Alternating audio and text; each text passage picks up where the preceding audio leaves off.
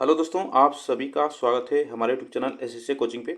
दोस्तों, आज का टॉपिक देखिएगा, हम लोग पारिस्थितिकी एवं पारिस्थितिकी तंत्र के जो एमसीक्यू के प्रश्न हैं वो हम लोग करेंगे। कल हम लोग उसके टॉपिक पढ़े थे और आज हम इसके प्रश्न करेंगे। तो चलिए स्टार्ट करते हैं हम लोग आज के प्रश्न, और इसमें हम लोग पूरे 55 प्रश्न देखेंगे एमसीक्यू के। तो चलिए स्टार्ट करते हैं और वीडियो में बने रहिएगा। वीडियो को लाइक शेयर कर दीजिएगा और चैनल को सब्सक्राइब जरूर करिएगा। तो चलिए देखिएगा, आज का पहला प्रश्न हम लोग स्टार्ट करते हैं।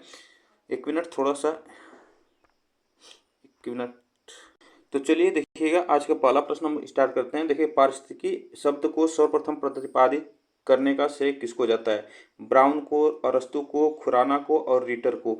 तो बात की जाए यहाँ पे पारिस्थितिकी की, तो पारिस्थितिकी जो शब्द है अगर बात की जाए तो यह देखिएगा पूछा जाता है। तो यहाँ पे अगर क्वेश्चन में पारिस्थितिकी साथ रीटर अगर रहे या तो अर्नेस्ट हैकल रहे, ठीक ना, तो यह दोनों ऑप्शन में रहेगा। तो आप ध्यान रखिएगा, वहाँ पे अर्नेस्ट हैकल को लगाइएगा, ठीक ना, अर्नेस्ट हैकल को लगाइएगा, यहाँ से एग्जाम में पूछा जाता है। तो यह भी आप ध्यान रखिएगा, अगर ये दोनों ऑप्शन है यहाँ पे रीटर और अर्नेस्ट हैकल, तो यह आप ध्यान रखिएगा अर्नेस्ट हैकल को ही एग्जाम में आप लगाइएगा। लेकिन यहाँ पे ऑप्शन में हमारा रीटर है, तो रीटर को आप ध्यान रखिएगा, एग्जाम में पूछ लिया जाता है, ठीक ना, ये एग्जाम में पूछा जाता है। जो यह अर्नेस्ट हैकल थे यह 1866 में इसको दिया था, और रीटर जो थे 1800 याद ना 1868 में इसे दिया था। तो ये एग्जाम में पूछा जाता है। चलिएगा आगे चलते हैं, नेक्स्ट क्वेश्चन देखिएगा। पारिस्थितिकी निम्नलिखित में के बीच पारस्परिक संबंधों का अध्ययन होता है। तो किसके बीच संबंधों का अध्ययन होता है? तो जीव और वातावरण के संबंधों का अध्ययन किया जाता है इसमें। आगे चलते हैं, देखिएगा स्वपारिस्थितिकी का अभिप्राय क्या है? स्वपारिस्थितिकी का अभिप्राय होता क्या है? तो ये एग्जाम में पूछा जाता है, तो इसको ध्यान रखिएगा। इसमें क्या होता है? व्यक्तिगत जीवधारी का पारिस्थितिकी अध्ययन किया जाता है। यह ऑप्शन हमारे यहाँ पे से होगा, व्यक्तिगत जीवधारी का पारिस्थितिकी अध्ययन किया जाता है। ऑप्शन यहाँ पे हमारा जो सही है बी ऑप्शन यहाँ पे सही है, ठीक है। चलिएगा आगे चलते हैं, नेक्स्ट क्वेश्चन देखिएगा। पारिस्थितिकी तंत्र जो कि इकोसिस्टम शब्दावली किसने प्रस्तुत की थी? तो यह आपसे प्रश्न पूछा जाता है। तो यह पारिस्थितिकी तंत्र की बात की जाए, तो पारिस्थितिकी तंत्र की बात की जाए तो यहाँ पे एजी टांसले ने किए थे ना, एजी टांसले ने की थी 1935 में, याद रखना 1935 में एजी टांसले ने यह शब्द को इकोसिस्टम को यह प्रस्तुत किया था। एग्जाम में पूछा जा सकता है इसको। आगे चलते हैं, देखिएगा पारिस्थितिकी तंत्र के दो घटक कौन हैं? याद रखना, अभी कल पढ़ाए थे, पारिस्थितिकी तंत्र के दो घटक होते हैं, जैविक और अजैविक, ठीक है, जैविक और अजैविक होते हैं। आगे चलते हैं, नेक्स्ट क्वेश्चन देखिएगा। निम्न में से कौन पारितंत्र का अजैविक घटक है? अजैविक घटक जो है ये आपसे पूछा जाता है। जीवाणु, करेला, जल और मानव। देखिएगा अजैविक घटक का जिसमें हमारा निर्जीव वस्तु आता है, तो निर्जीव वस्तु जो हमारे निर्जीव तत्व जो होते हैं हमारे जल है। यहाँ पे जीवाणु में जीव होता है, करेला यह एक जीव है, मानव इसको ध्यान रखिएगा यह जीव है। जो जल है हमारा एक अजैविक घटक है, एग्जाम में पूछ लिया जाता है। आगे चलते हैं, किसी पारिस्थितिकी तंत्र में ऊर्जा का प्रभाव के बारे में कौन सी श्रृंखला सही है? तो ऊर्जा के प्रभाव के बारे में कौन सी श्रृंखला यहाँ पे सही है? तो वह श्रृंखला हमारी जो है उत्पादक, उपभोक्ता और अपघटन, यह हमारा सही है यहाँ पे। तो यह ऑप्शन है हमारा यहाँ पे सही है। चलिएगा आगे चलते हैं। खाद्य श्रृंखला बनती है, खाद्य श्रृंखला किससे बनती है यह भी आपसे पूछा जा सकता है। तो खाद्य श्रृंखला के बारे में, तो खाद्य श्रृंखला बनती है उत्पादक, उपभोक्ता और अपघटन से बनती है। तो ये भी ध्यान रखिएगा, यह फूड चेन जो बनता है यह तीनों को मिलाकर बनता है, ठीक ना। चलिएगा आगे चलते हैं। किसी श्रृंखला में प्राथमिक उपभोक्ता होता है? किसी श्रृंखला में प्राथमिक उपभोक्ता कौन होता है? तो यह आप बताइएगा कि वो होता है हमारा शाकाहारी। जो प्राथमिक उपभोक्ता होता है वह उत्पादक को खाता है, और यह कैसा होता है? शाकाहारी होता है, जिसमें से आप याद रखना टिड्डा, बकरी, गाय, यह सब ही आते हैं। चलिएगा आगे चलते हैं, नेक्स्ट क्वेश्चन देखिएगा। पारितंत्र में ऊर्जा का प्राथमिक या मुख्य स्रोत होता है? तो ऊर्जा का प्राथमिक और मुख्य स्रोत जो होता है वह सूर्य का प्रकाश होता है, ठीक ना, सूर्य का प्रकाश होता है। आगे चलते हैं, देखिएगा किसी पारितंत्र में सबसे बड़ी संख्या होती है? तो किसी पारितंत्र में सबसे बड़ी संख्या होती है तो वह किसकी होती है? तो यह भी आप ध्यान रखिएगा, वह पूछा जाता है अपघटनकर्ता की। यह अपघटनकर्ता में आपको छोटे छोटे सूक्ष्म जीव मिलेंगे, यह सबसे ज़्यादा इसकी संख्या होती है, यह भी ध्यान रखिएगा। ये अगर यहाँ पे अगर अपघटनकर्ता नहीं रहता तो यहाँ पे आप लगाते प्राथमिक उत्पादक, इसको ध्यान रखिएगा। अगर अपघटनकर्ता यहाँ पे नहीं रहेगा तो आप लगाइएगा प्राथमिक उत्पादक, ठीक है। चलिएगा आगे चलते हैं, देखिएगा वायु एवं जल की क्रिया द्वारा भूमि का हटाव या कटाव यहाँ पे होता है, यहाँ पे हटाव होता है, बताइएगा यहाँ से बताइएगा। तो वह होता है अपरदन से, ठीक ना, अपरदन की क्रिया से होता है, इसको ध्यान रखिएगा। आगे चलते हैं, मृदा अपरदन रोका जा सकता है, किससे रोका जा सकता है? तो मृदा अपरदन हम रोक सकते हैं कि वृक्षों को लगाकर, ठीक है ना, वृक्षों को उगाकर हम मृदा अपरदन जो होता है यह याद रखना नदियों द्वारा किया जाता है, तो यह होता है, इसको हम वृक्षों से लगाकर कर सकते हैं। आगे चलते हैं, मैंग्रोव वाले ज्वारीय वन कहाँ पाए जाते हैं? मैंग्रोव वाले ज्वारीय वन कहाँ पाए जाते हैं, यह आपसे पूछ लिया जाएगा एग्जाम में। तो यह सुंदरवन डेल्टा में, ठीक ना, कहाँ पे? सुंदरवन डेल्टा में पाए जाते हैं। आगे चलते हैं, संसार का सबसे बड़ा पारितंत्र कौन सा है? संसार का सबसे बड़ा पारितंत्र कौन है? घास है, बड़ी झील है, सागर है, वन है? तो इसमें ध्यान रखिएगा, सबसे बड़ा जो पारितंत्र है वो सागर है, ठीक ना, सागर। आगे चलते हैं, जब हम बकरी का मांस खाते हैं तब हम हैं क्या हैं? प्राथमिक उपभोक्ता है, द्वितीय उपभोक्ता है, तृतीय उपभोक्ता है, इनमें से कोई नहीं। तो हम वहाँ पे होते हैं द्वितीय उपभोक्ता, ठीक ना, द्वितीय उपभोक्ता होते हैं। ये बातें ध्यान रखिएगा। चलिएगा आगे चलते हैं नेक्स्ट क्वेश्चन पे। खाद्य श्रृंखला से अभिप्राय है इनमें से किसके द्वारा ऊर्जा अंतरण होता है? किसके द्वारा ऊर्जा अंतरण होता है, यह आप याद रखना, एक जीव से दूसरे जीव में, ठीक ना, एक जीव से दूसरे जीव में ऊर्जा का अंतरण होता है, ये भी एग्जाम में पूछा जाता है। यह देखिएगा, जैसे मान लीजिए यहाँ पे हमारा उत्पादक है, उत्पादक को ऊर्जा मिला सूर्य से, और सूर्य से जो ऊर्जा मिला उत्पादक को कौन खाएगा? प्राथमिक उपभोक्ता। तो जो उत्पादक में ऊर्जा होगी वो प्राथमिक उपभोक्ता को मिलेगी। तो इस तरह यह श्रेणी चलती रहती है, ठीक ना। चलिएगा आगे चलते हैं, देखिएगा, हाइड्रोफाइट कहते हैं, हाइड्रोफाइट किसे कहते हैं? इसको ध्यान रखिएगा, हाइड्रोफाइट की बात करते हैं तो एक जलीय जीव को कहा जाता है, ठीक है, सॉरी, जलीय पौधे को कहा जाता है। यह आपसे एग्जाम में पूछा जाता है। आगे चलते हैं, देखिएगा, निम्नलिखित में से कौन सा पौधा मरुद्भिद है? यहाँ पे मरुद्भिद का जो हिंदी नाम है जीरोफाइट से कहा जाता है। तो यह जो हमारा क्या है? करील, ठीक है, यह क्या है? करील। इसको ध्यान रखिएगा, यह मरुद्भिद है, इसको ध्यान रखिएगा, यह मरुस्थल में उगने वाले जो पौधे होते हैं वह। आगे चलते हैं, देखिएगा, पर्यावरण के अजैव अवयवों का उदाहरण क्या है? तो पर्यावरण के अजैव अवयवों का उदाहरण आपसे पूछा जाता है तो वह कौन सा है? इसमें आप ध्यान रखिएगा, वह याद रखना वायु, ठीक ना, इसमें से वायु हमारा यहाँ पे अजैव, ठीक ना, अजैव यह हमारा जो है वायु है, यहाँ पे ध्यान रखिएगा, हमारा वायु आएगा। चलिएगा, पारिस्थितिकी संतुलन बनाए रखने के लिए भारत में वन क्षेत्र कितने अनुपात में होना चाहिए? तो यह आपसे पूछा जाता है, भारत में वन अनुपात कितना होना चाहिए? तो 33.3% होना चाहिए, 33.3% होना चाहिए। रेगिस्तान में पैदा होने वाले पौधे कहलाते हैं, तो रेगिस्तान में पैदा होने वाले जो पौधे कहलाते हैं वो जीरोफाइट्स कहलाते हैं, ठीक ना, जीरोफाइट्स कहलाते हैं, इसको ध्यान रखिएगा। आगे चलते हैं, नेक्स्ट क्वेश्चन देखिएगा, पारिस्थितिकी नीचे की संकल्पना को प्रतिपादित किया था? तो पारिस्थितिकी नीचे की संकल्पना को प्रतिपादित किसने किया था? ग्रीनएल्स ने किया था। यह आपसे पूछा जा सकता है, तो ग्रीनएल्स से यह एग्जाम में पूछा गया है। चलिएगा आगे चलते हैं, निम्नलिखित में से कौन सा सबसे अधिक स्थिर पारितंत्र है, बताइएगा। स्थिर पारितंत्र जो पारिस्थितिकी तंत्र को ही कहा जाता है तो वह है महासागर, ठीक ना, यह महासागर है जो कि स्थिर पारितंत्र है। आगे चलते हैं, पृथ्वी शिखर सम्मेलन हुआ था, पृथ्वी शिखर सम्मेलन हुआ था, यह याद रखना कहाँ हुआ था? रियो डी जेनेरियो में, ठीक ना, रियो डी जेनेरियो में हुआ था। यह कब हुआ था? जून 1992 में, याद रखना, जून 1992 में हुआ था। यह आपसे पूछा जा सकता है, तो 1992 में हुआ था। आगे चलते हैं, राष्ट्रीय वनस्पति उद्यान कहाँ स्थित है? तो राष्ट्रीय वनस्पति उद्यान की बात की जाए तो यह कहाँ पे अवस्थित है? तो यह लखनऊ में अवस्थित है। कहाँ पे? लखनऊ में। आगे चलते हैं, देखिएगा, भारत में वन अनुसंधान संस्थान कहाँ स्थित है? भारत में वन अनुसंधान संस्थान की बात करते हैं तो यह कहाँ पे है? तो देहरादून में, ठीक है, भारत में वन अनुसंधान संस्थान देहरादून में। आगे चलते हैं, पृथ्वी का विशालतम पारितंत्र कौन है? बताइएगा, पृथ्वी का विशालतम पारितंत्र कौन है? यह आपसे प्रश्न पूछे जाएगा। तो विशालतम जो पारितंत्र है वह जलमंडल है, ठीक है, जलमंडल।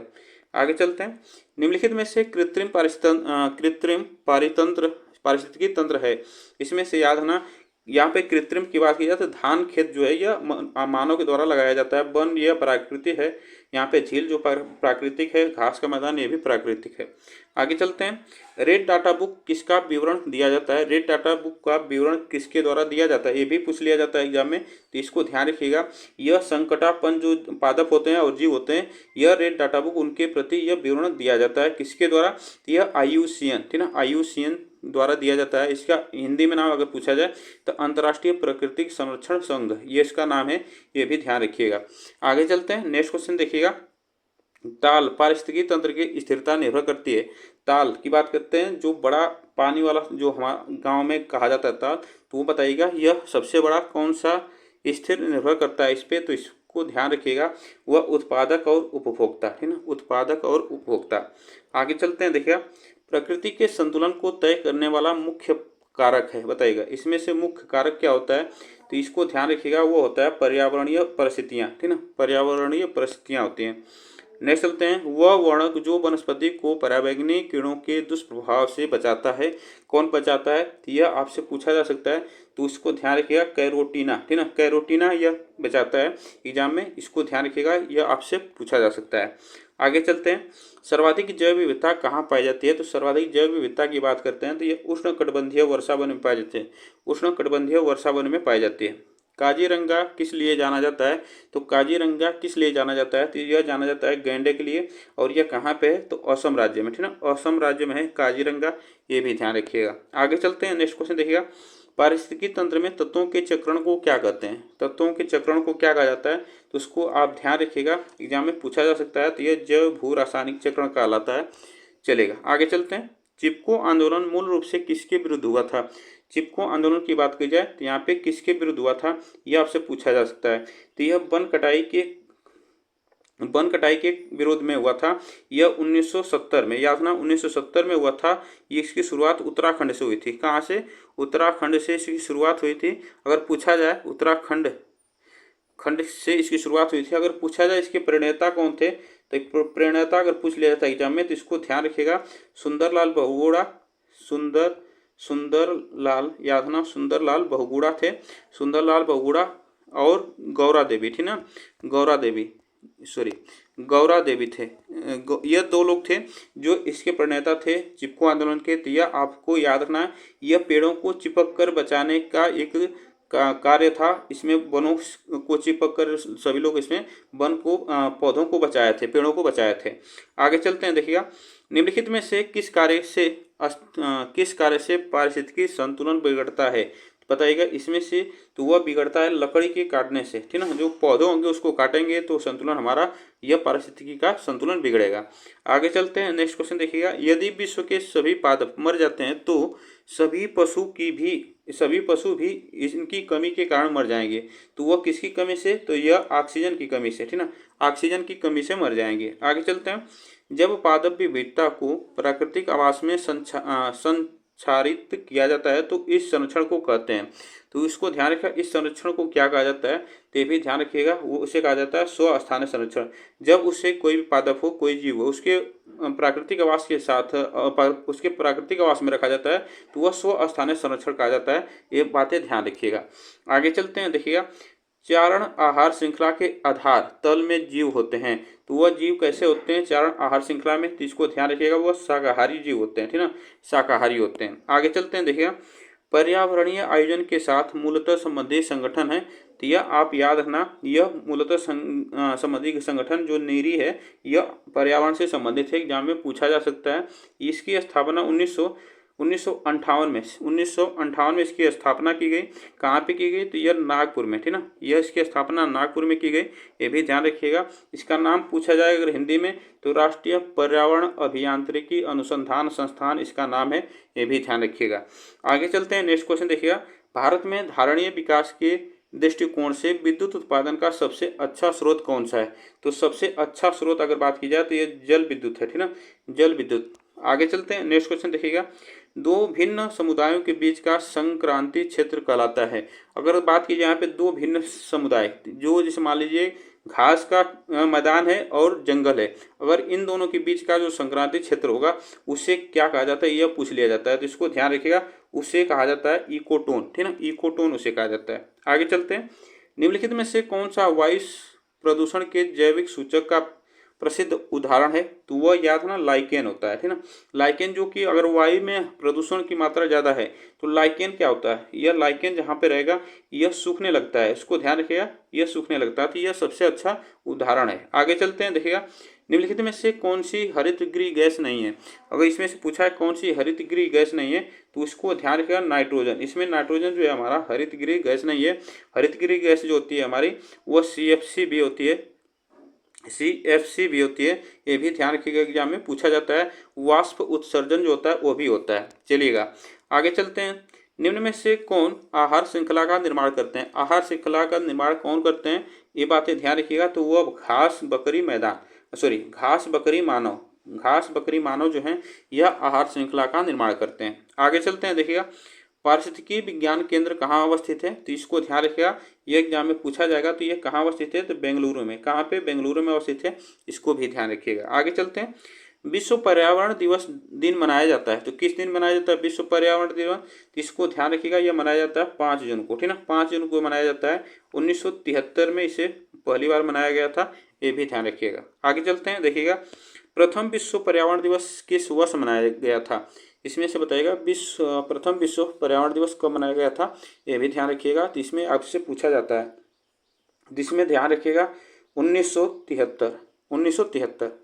आगे चलते हैं, देखिएगा चलिए आगे चलते हैं, नेक्स्ट क्वेश्चन देखिएगा किसी भी पारिस्थितिकी तंत्र में ऊर्जा का पिरामिड होता है, तो वह ऊर्जा का पिरामिड आप ध्यान रखिएगा सदैव सीधा बनता है, ठीक है ना। ऊर्जा का पिरामिड सदैव सीधा बनता है, इसको ध्यान रखिएगा, एग्जाम में यह पूछा जा सकता है।